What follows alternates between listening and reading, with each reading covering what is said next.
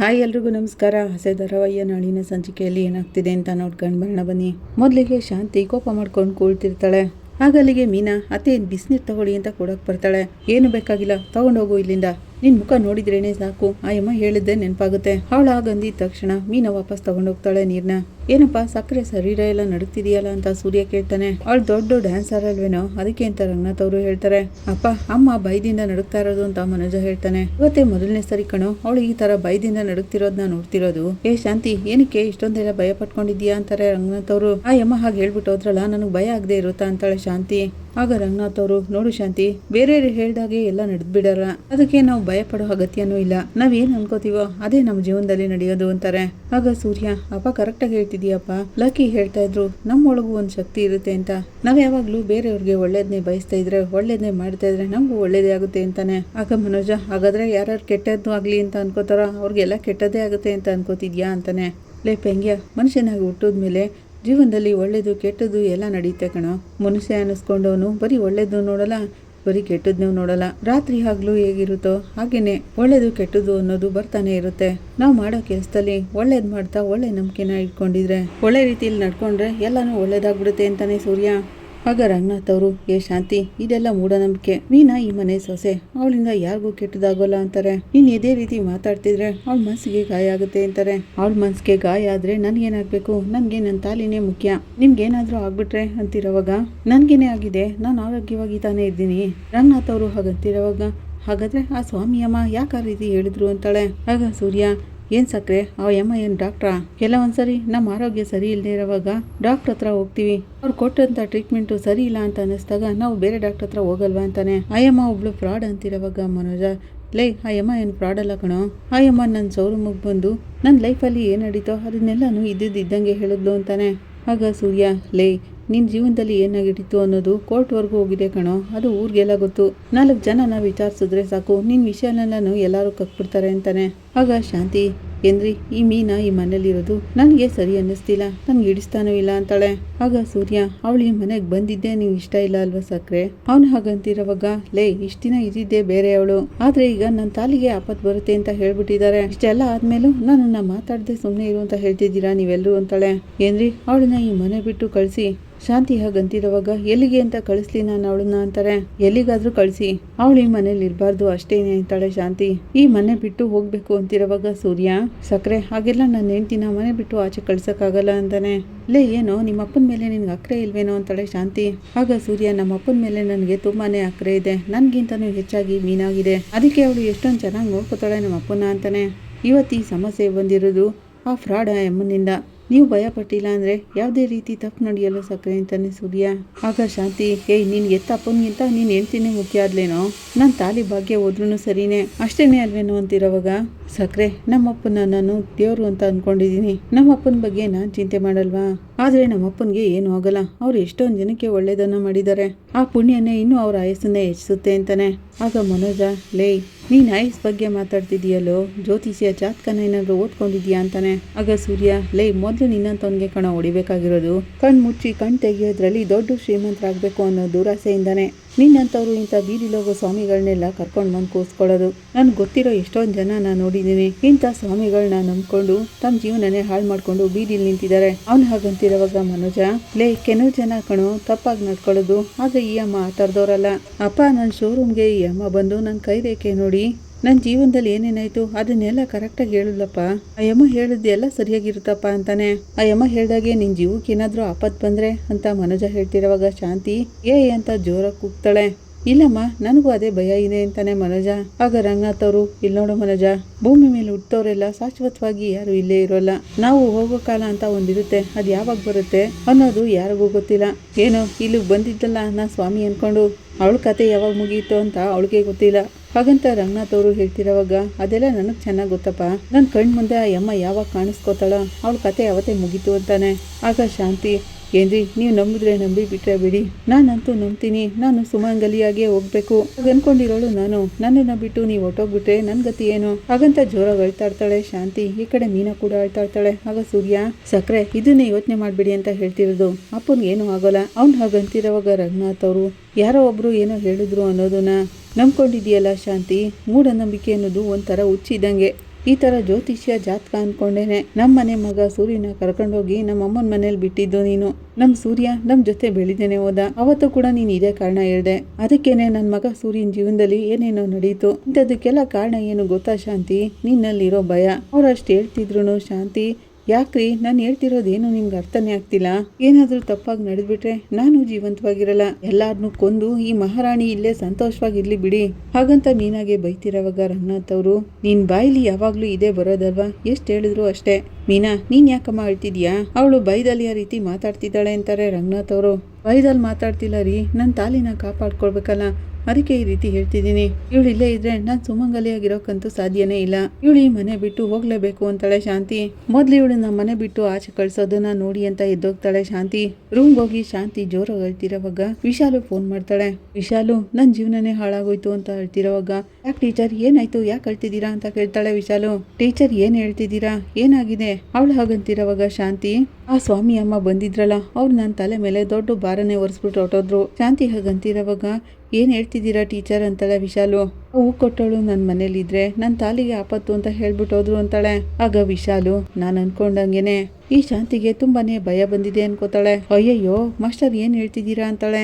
ಹೌದು ವಿಶಾಲು, ಅವ್ರು ಹೇಳ್ಬಿಟ್ಟು ಹೋಗೋದಾಗಿಂದನೂ ನನಗೆ ತುಂಬಾನೇ ಭಯ ಆಗ್ತಿದೆ ಅಂತಾಳೆ ಶಾಂತಿ. ಜೋರಾಗಳ್ತಾ ಗುಳ್ಳಾಡ್ತಿರೋವಾಗ, ಅಯ್ಯೋ ಟೀಚರ್ ಆ ಅಮ್ಮ ಏನ್ ಹೇಳ್ತಾರೋ ಅದೇ ರೀತಿ ನಡೆಯುತ್ತೆ. ಮೊದ್ಲು ಆ ಮೀನನ್ನ ಮನೆಯಿಂದ ಆಚೆ ಹಾಕಿ ಅಂತಾಳೆ.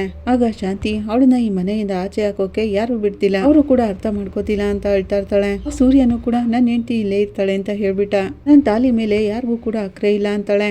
ಏನ್ ಟೀಚರ್ ನೀವು, ಅಣ್ಣನ ಜೀವಕ್ಕೆ ಆಪತ್ತಿದೆ ಅಂತ ಗೊತ್ತಾದ್ಮೇಲೆನು ನಾವು ಅದಕ್ಕೆಲ್ಲ ಏನ್ ಮಾಡ್ಬೇಕು, ಮಾಡಿದ್ರೆ ತಾನೇ ಆಗೋದು ಅಂತಾಳೆ ವಿಶಾಲು. ಆಗ ಶಾಂತಿ, ಅಯ್ಯೋ ವಿಶಾಲು, ಯಾರು ಆ ಸ್ವಾಮಿ ಅಮ್ಮ ಹೇಳಿದನ್ನ ನಂಬ್ತಾನೆ ಇಲ್ಲ.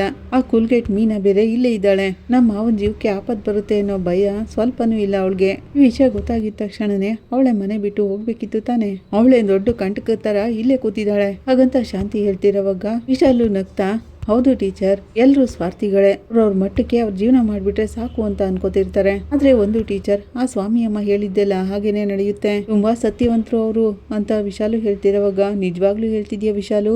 ಹಾಗಂತ ಶಾಂತಿ ಹೇಳ್ತಿರೋವಾಗ, ಟೀಚರ್ ನಿಮ್ಗೆ ನಂಬಿಕೆ ಇಲ್ಲ ಅಂದ್ರೆ ನಾಳೆ ನಾನು ಹೇಳಿದ ದೇವಸ್ಥಾನಕ್ಕೆ ಬಂದ್ಬಿಡಿ, ಅಲ್ಲಿ ಬಂದ್ರೆ ನಿಮ್ಗೆಲ್ಲ ಅರ್ಥ ಆಗುತ್ತೆ ಅಂತಾಳೆ. ಆಗ ಶಾಂತಿ, ಸರಿ ನಾನು ಬರ್ತೀನಿ ಅಂತ ಹೇಳ್ತಾಳೆ. ಟೀಚರ್ ನೀವು ಭಯ ಪಡ್ಬೇಡಿ, ಖಂಡಿತ ಇದಕ್ಕೆ ಏನಾದ್ರೂ ಒಂದ್ ದಾರಿ ಹುಡ್ಕೋಣ ಹಾಗಂತ ವಿಶಾಲು ಹೇಳ್ತಾರೆ. ಸರಿ ನಾನು ಫೋನ್ ಇಡ್ತೀನಿ ಅಂತ ಶಾಂತಿ ಹೇಳ್ತಾಳೆ. ಈ ಕಡೆ ವಿಶಾಲು, ನಾನು ಅನ್ಕೊಂಡಿದ್ದೆಲ್ಲ ನಡೀತಾ ಇದೆ. ಏನೇ ಮೀನಾ, ನೋಡ್ಕೋತೀನಿ ಕಣೆ ನಿನ್ನ, ಇನ್ನೆಲ್ಲಾ ಆಟ ಆಡ್ತಿದ್ದೆ ಅಲ್ಲ, ನೀನನ್ನ ನಿಮ್ ಮನೆ ಬಿಟ್ಟೆ ಆಚೆ ಹಾಕಿಸ್ತೀನಿ ಕಣೆ, ನೋಡ್ತಾ ಇರು ಅನ್ಕೋತಾಳೆ ವಿಶಾಲು. ಈ ಕಡೆ ರೂಮ್ ನಲ್ಲಿ ಮೀನಾ ಏನೋ ಯೋಚನೆ ಮಾಡ್ತಾ ನಿಂತಿರ್ತಾಳೆ. ಆಗ ಅಲ್ಲಿಗೆ ಸೂರ್ಯ ಬಂದು ಮೀನಾ ಮೀನಾ ಅಂತ ಕರೀತಾನೆ. ಅವಳೇನು ಮಾತಾಡದೆ ಇರೋವಾಗ ಅವಳನ್ನ ಮುಟ್ಟಿ, ಏನ್ ಯೋಚನೆ ಮಾಡ್ತಿದ್ಯಾ ಮೀನಾ, ನಾನ್ ಕರೀತಾನೆ ಇದ್ರು ನೀನ್ ಮಾತಾಡ್ತಾನೆ ಇಲ್ವಲ್ಲ ಅಂತಾನೆ. ನನ್ಗೆ ಒಂದೇ ಒಂದ್ ಗೊಂದಲ ರೀ ಅಂತಾಳೆ. ನನಗ್ ಗೊಂದಲ ಆದಾಗ ನೀನೇ ತಾನೇ ಸರಿ ಮಾಡೋದು ಅಂತಾನೆ ಸೂರ್ಯ.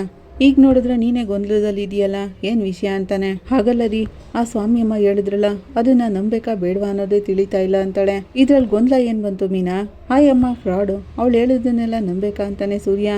ಅದೇನೇ ರೀ ನಂಗೆ ಗೊಂದಲ ಆಗಿರೋದು ಅಂತಿರೋವಾಗ, ಒಂದೇ ಒಂದು ಗೊಂದಲ ತಾನೆ, ತುಂಬಾನೇ ಗೊಂದಲ ಇದ್ರೆ ಅದನ್ನೆಲ್ಲ ಸಾಲ್ವ್ ಮಾಡಕ್ ಆಗ್ತಿರ್ಲಿಲ್ಲ. ಒಂದೇ ಒಂದು ಗೊಂದಲ ಅಂದ್ರೆ ಆ ಅಮ್ಮ ಹೇಳಿದ್ದನ್ನ ನಮ್ದ ಇದ್ರೆ ಆಗೋಯ್ತು ಅಂತಾನೆ. ಆಗ ನಿನ್ ಗೊಂದಲ ಎಲ್ಲ ಹೊರಟೋಗುತ್ತೆ ಅಂತಿರೋವಾಗ, ಹಾಗೆಲ್ಲ ಟಕ್ ಅಂತ ನಿರ್ಧಾರ ತಗೊಳಕ್ ಆಗಲ್ಲ ರೀ ಹಾಗಂತ ಮೀನಾ ಹೇಳ್ತಿರೋವಾಗ, ಯಾಕೆ ಅಂತಾನೆ ಸೂರ್ಯ. ಅದೇಕ್ರಿ, ನಮ್ ಮದ್ವೆಯಲ್ಲಿ ನಡೆದಿರೋದು, ನಮ್ಮ ಮನೆಯಲ್ಲಿ ನಡೆದಿರೋದನ್ನೆಲ್ಲಾನು ಕರೆಕ್ಟಾಗಿ ಹೇಳಿದ್ರು ಅವರು, ನೋಡಿದ್ರಲ್ಲ ಅಂತಾಳೆ ಮೀನಾ. ಅದಕ್ಕೆ ಅಂತ ಸೂರ್ಯ ಕೇಳ್ತಿರೋವಾಗ, ಅದೇ ರೀ ಅವರು ಮಾವನ ಬಗ್ಗೆ ಹೇಳಿದ್ರಲ್ಲ, ಅದು ನೆನ್ಸ್ಕೊಂಡ್ರೆ ನನಗೆ ತುಂಬಾನೇ ಭಯ ಆಗುತ್ತೆ ಅಂತಾಳೆ. ಆಗ ಸೂರ್ಯ, ಅಯ್ಯಯ್ಯೋ ಮೀನಾ, ನಿನ್ ಬಗ್ಗೆ ನನ್ನನ್ನ ಕೇಳಿದ್ರೆ ಪಟ ಅಂತ ಎಲ್ಲಾನು ಹೇಳ್ಬಿಡ್ತೀನಿ, ಹಾಗಂತ ನಾನೇನ್ ಸ್ವಾಮಿ ಆಗ್ಬಿಡ್ತೀನ? ಅವ್ನು ಹಾಗಂತಿರೋವಾಗ ಮೀನಾ, ಏನ್ರಿ ನಿಮ್ಗೆ ನನ್ ಬಗ್ಗೆ ಎಲ್ಲಾನು ಗೊತ್ತಲ್ವಾ ಅಂತಾಳೆ. ಅದೇ ರೀತಿನೇ ಮೀನಾ, ನಮ್ಮ ಮನೆಯಲ್ಲಿ ಏನ್ ನಡೀತೋ, ಮದ್ವೆಲೆಲ್ಲ ಏನ್ ನಡೀತೋ ಅದನ್ನೆಲ್ಲ ಯಾರ ಹತ್ರನೋ ವಿಚಾರಿಸಿದಾಳೆ ಅಯ್ಯಮ್ಮ. ಅದನ್ನೆಲ್ಲ ಈಸಿಯಾಗಿ ತಿಳ್ಕೊಬಹುದು ಮೀನಾ. ಈ ತರ ಕೆಲಸ ಮಾಡೋರೆಲ್ಲ ಮೊದ್ಲು ಅದನ್ನೇ ವಿಚಾರಿಸ್ಕೊಂಡ್ ಬರೋದು ಅಂತಾನೆ. ನೀನೇನಕ್ಕೆ ಅದಕ್ಕೆಲ್ಲ ಇಷ್ಟೊಂದು ಸೀರಿಯಸ್ ಆಗಿದೀಯಾ? ಅಯ್ಯಮ್ಮ ನಮ್ಮ ಮನೇಲಿ ಏನೇನು ನಡೀತಾ ಇದೆಯೋ ಅದನ್ನೆಲ್ಲ ವಿಚಾರಿಸ್ಕೊಂಡೆ ಇಲ್ಲಿಗೆ ಬಂದಿದ್ದಾಳೆ. ಅದೆಲ್ಲ ನನಗೆ ಚೆನ್ನಾಗಿ ಗೊತ್ತು ಮೀನಾ. ಅಯ್ಯಮ್ಮ ದೊಡ್ಡ ಫ್ರಾಡು. ಸೂರ್ಯ ಹಾಗಂತಿರುವಾಗ, ಒಂದ್ ವೇಳೆ ಅಯ್ಯಮ್ಮ ಹೇಳಿದ್ದೆಲ್ಲ ಸತ್ಯ ಆಗ್ಬಿಟ್ಟಿದ್ರೆ ಅಂತಾಳೆ ಮೀನಾ. ಆಗ ಸೂರ್ಯ, ಅರೆ ಹೋಗು ಮೀನಾ, ಹಾಗೆಲ್ಲ ಮೊದಲೇ ನಡೆಯೋದನ್ನ ಹೇಳ್ಬಿಟ್ರೆ ಅಷ್ಟೇ, ಮುಂದೆ ಬರೋ ಸಮಸ್ಯೆನೆಲ್ಲ ಮೊದಲೇ ತಡಿಬೋದಿತ್ತಲ್ವಾ ಅಂತಾನೆ. ಎಲ್ಲ ನಡೀತಿರೋವಾಗ ಯಾಕೆ ತಲೆ ಕೆಡ್ಸ್ಕೊಂಡು ಕೂತ್ಕೋತಿದ್ರು ಅಂತಾನೆ. ನಮ್ಮ ಜೀವನದಲ್ಲಿ ಏನೇನು ನಡೀತೋ ಅದೆಲ್ಲ ದೇವ್ರಿಗೆ ಮಾತ್ರ ಗೊತ್ತಾಗುತ್ತೆ, ಬೇರೆ ಯಾರಿಗೂ ತಿಳಿಯಲ್ಲ ಮೀನಾ. ನೋಡು ಮೀನಾ, ನಡೆದಿರೋದನ್ನೆಲ್ಲಾನು ಪ್ರಾರ್ಥನೆ ಮಾಡಿ ಎಲ್ಲಾನು ಹೇಳ್ಬಿಡ್ಬೋದು, ಆದ್ರೆ ಮುಂದೆ ನಡೆಯೋದನ್ನ ಯಾರ ಕೈಲಿ ಹೇಳಕ್ಕಾಗಲ್ಲ ಮೀನಾ. ಸುಮ್ನೆ ಏನಕ್ಕೆ ಅದ್ರ ಬಗ್ಗೆ ಯೋಚನೆ ಮಾಡ್ತಿದೀಯಾ, ಫ್ರೀ ಆಗಿರು ಅಂತಾನೆ.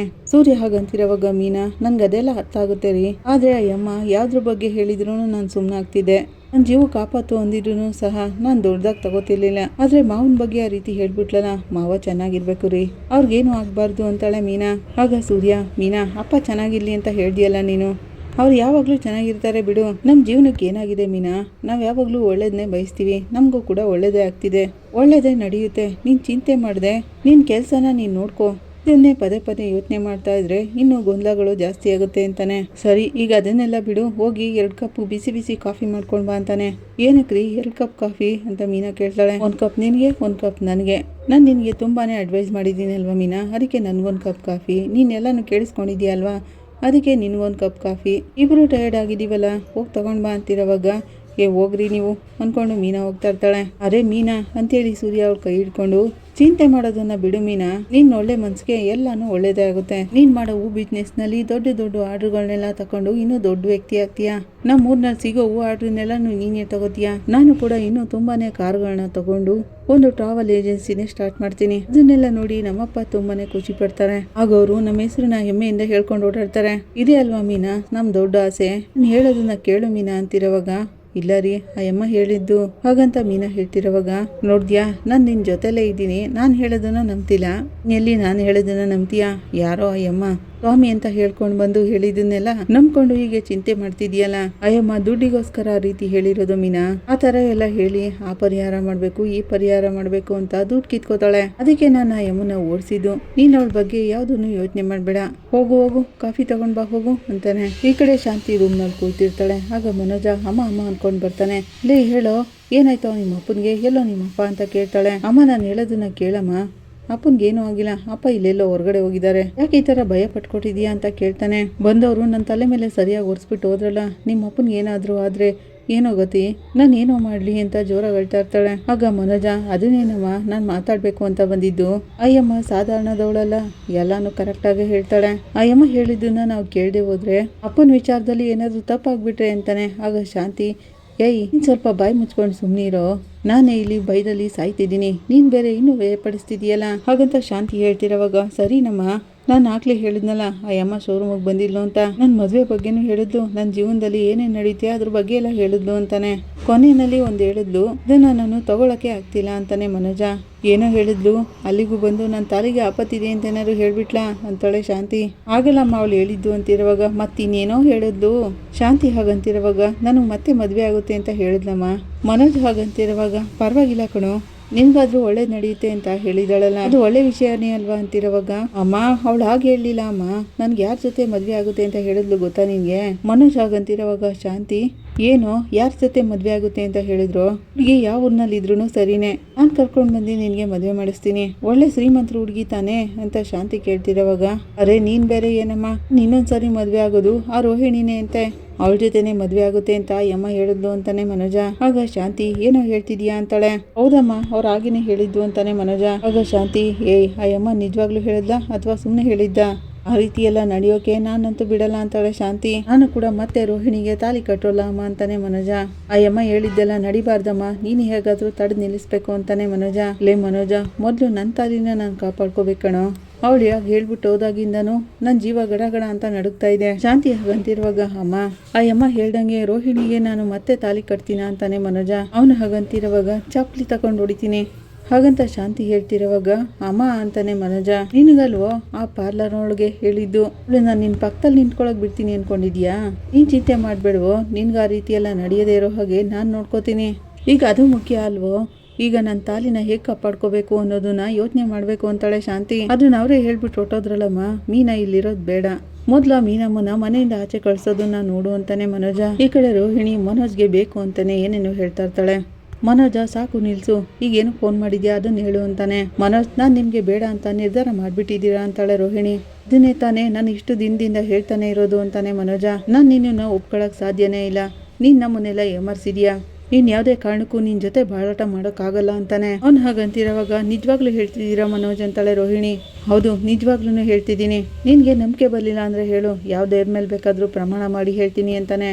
ನನ್ನನ್ನು ಬಿಟ್ಟು ನನ್ನ ಜೀವನದಿಂದ ಆದಷ್ಟು ಬೇಗ ಹೊರಟೋಗ್ಬಿಡು ಅಂತಾನೆ. ಮನೋಜ್, ನೀವು ನನ್ನನ್ನು ಎಷ್ಟೊಂದೆಲ್ಲ ಲವ್ ಮಾಡ್ತಿದ್ರಿ, ಈ ಥರ ಬದಲಾಗ್ಬಿಟ್ಟಿದ್ದೀರಲ್ಲ, ನಿಮ್ಮನ್ನ ಯಾರು ಮನೋಜ್ ಈ ಥರ ಬದಲಾಯಿಸಿದ್ದು ಹಾಗೆಂತ ರೋಹಿಣಿ ಕೇಳ್ತಿರೋವಾಗ ಯಾರೂ ಇಲ್ಲ, ನೀನು ಮಾಡಿರೋ ದ್ರೋಹದಿಂದನೇ ನಾನು ಈ ಥರ ಬದಲಾಗಿರೋದು ಅಂತಾನೆ. ಮನೋಜ್ ಹಾಗಂತಿರೋವಾಗ ಸರಿ ಮನೋಜ್, ನೀವು ನನ್ನನ್ನು ಅಷ್ಟೊಂದು ಇಷ್ಟಪಡ್ತಿದ್ರಿ, ಈಗ ನೋಡಿದ್ರೆ ದ್ರೋಹಿ ಆಗ್ಬಿಟ್ನ ನಾನು ನಿಮಗೆ. ಪರವಾಗಿಲ್ಲ ಬಿಡಿ, ನಾನು ನಿಮಗೆ ಇಷ್ಟ ಇಲ್ಲ ಅಂತ ಬೇರೆ ಹೇಳ್ತಿದ್ದೀರಾ. ಇನ್ಮೇಲೆ ನಾನು ನಿಮಗೆ ಯಾವುದೇ ಕಾರಣಕ್ಕೂ ಡಿಸ್ಟರ್ಬ್ ಮಾಡಲ್ಲ, ಡೈವರ್ಸ್ ಕೊಡ್ತೀನಿ ಅಂತಾಳೆ. ಆಗ ಮನೋಜ, ಥ್ಯಾಂಕ್ಸ್, ನಾನು ನಿನ್ನಿಂದ ಎದುರು ನೋಡ್ತಿದ್ದು ಇದನ್ನೇ. ಈಗಲೇ ನೋಡು, ನೀನ್ ಸ್ವಲ್ಪ ಮೆಚೂರ್ಡ್ ಆಗಿ ಮಾತಾಡ್ತಿರೋದು. ಇಬ್ರು ಮಧ್ಯೆ ಅಂಡರ್ಸ್ಟ್ಯಾಂಡಿಂಗ್ ಇಲ್ಲ ಅಂದಮೇಲೆ ಬಿಟ್ಬಿಡ್ಬೇಕು, ಅದೇನೇ ಕರೆಕ್ಟ್ ಅಂತಾನೆ. ನಾಳೆನೇ ನಾನು ಲಾಯರ್ ಹತ್ರ ಮಾತಾಡ್ತೀನಿ, ಮ್ಯೂಚುವಲ್ ಆಗಿ ಎಲ್ಲಾನು ಮುಗಿಸ್ಬಿಡೋಣ ಅಂತಾನೆ. ಆಗ ರೋಹಿಣಿ, ವೆಯ್ಟ್ ಮಾಡಿ, ನಾನು ನಿಮಗೆ ಡೈವರ್ಸ್ ಕೊಡಬೇಕು ಅಂದರೆ ಅದಕ್ಕೆ ಒಂದೇ ಒಂದು ಕಂಡೀಷನ್ ಇದೆ ಅಂತಾಳೆ. ನಾನು ಹೇಳೋ ಒಂದೇ ಒಂದು ಕೆಲಸ ಮಾಡಿದರೆ ಸಾಕು ಅಂತಾಳೆ. ಏನು ಕೆಲಸ ಅದು ಹೇಳು ಅಂತ ಮನೋಜ ಕೇಳ್ತಾನೆ. ಒಂದೇ ಒಂದ್ಸರಿ ನಾನು ಹೇಳಿದ ಜಾಗಕ್ಕೆ ನೀವು ಬನ್ನಿ ಅಂತಾಳೆ. ನೀವು ಬರೋದನ್ನ ಯಾರ ಜೊತೆನೂ ಹೇಳ್ಬಾರ್ದು, ಮುಖ್ಯವಾಗಿ ನಿಮ್ಮ ಅಮ್ಮನ ಗೊತ್ತಾಗಬಾರ್ದು ಅಂತಾಳೆ. ಯಾಕೆ, ನಮ್ಮ ಅಮ್ಮಂಗೆ ಗೊತ್ತಾದ್ರೆ ಏನಾಗ್ಬಿಡುತ್ತೆ ಅಂತಾನೆ ಮನೋಜ. ನಿಮ್ಮ ಅಮ್ಮಂಗೆ ಏನಾದ್ರೂ ಈ ವಿಷಯ ಗೊತ್ತಾದ್ರೆ ನಾನು ನಿಮ್ಗೆ ಡಿವೋರ್ಸ್ ಕೊಡಲ್ಲ ಅಂತಾಳೆ. ಒಂದೇ ಒಂದ್ಸರಿ ನಿಮ್ಮನ್ನ ಮೀಟ್ ಮಾಡಿದ್ರೆ ಸಾಕು, ಬೇರೆ ಇನ್ನೇನು ಬೇಡ ನನಗೆ ಹಾಗಂತ ರೋಹಿಣಿ ಹೇಳ್ತಿರೋವಾಗ, ಹಾಗಾದ್ರೆ ಡಿವೋರ್ಸ್ ಗ್ಯಾರಂಟಿ ಕೊಡ್ತೀಯಾ ಅಲ್ವಾ ಅಂತಾನೆ. ಖಂಡಿತ ಕೊಡ್ತೀನಿ ಮನೋಜ್, ಆದ್ರೆ ನೀವು ನಿಮ್ಮ ಅಮ್ಮನ ಜೊತೆ ಹೇಳ್ದೇನೆ ನಾನು ಹೇಳಿದ ಜಾಗಕ್ಕೆ ಬರಬೇಕು ಅಂತಾಳೆ. ಸರಿ, ನಾನು ನಮ್ಮ ಅಮ್ಮನಿಗೆ ಹೇಳಲ್ಲ, ಎಲ್ಲಿಗೆ ಬರಬೇಕು ಹೇಳು ಅಂತಾನೆ. ರೋಹಿಣಿ ಅಡ್ರೆಸ್ ಹೇಳ್ತಾಳೆ. ಸರಿ, ನಾನು ಬರ್ತೀನಿ ಅಂತಾನೆ ಮನೋಜ. ಹಬ್ಬ, ನನ್ಗೆ ಈಗ ತಲೆನೋವೆಲ್ಲ ಕಡಿಮೆ ಆಗ್ತಿದೆ ಅಂತ ಅನ್ಕೋತಾನೆ ಮನೋಜ. ಇಲ್ಲಿಗೆ ಸಂಚಿಕೆ ಮುಕ್ತಾಯ ಆಗುತ್ತೆ. ನಿಮ್ಗೆ ಇಷ್ಟ ಆದರೆ ಲೈಕ್ ಮಾಡಿ, ಕಮೆಂಟ್ ಮಾಡಿ, ಸಬ್ಸ್ಕ್ರೈಬ್ ಮಾಡಿ. Thank you.